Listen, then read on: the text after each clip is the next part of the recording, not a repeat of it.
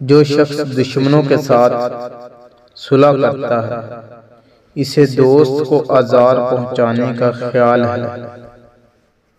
जा और जो कुछ भी तेरे पास है उससे एक अच्छा दोस्त खरीद ले और फिर उसे किसी भी कीमत पर फरोख्त या ज़ाया मत कर। मेरा दोस्त इंसान नहीं फरिश्ता है, इसके काम भी फरिश्ते वाले हैं, यानी दूसरों की बुराइयां और अपने गुनाह का हिसाब रखता है।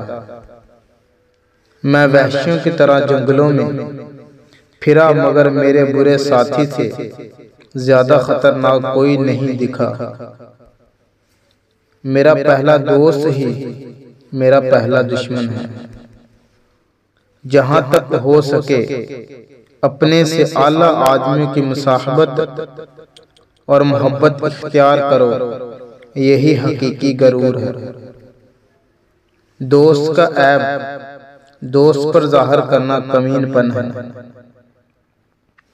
दोस्तों के साथ इस कदर अखलास रखना चाहिए जो थोड़े से तगैर पर जवाल पजीर ना हो।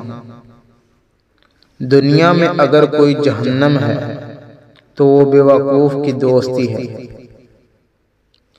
जो अपने दोस्त को बुरे कामों से बाज नहीं रखता वो दोस्ती के काबिल नहीं।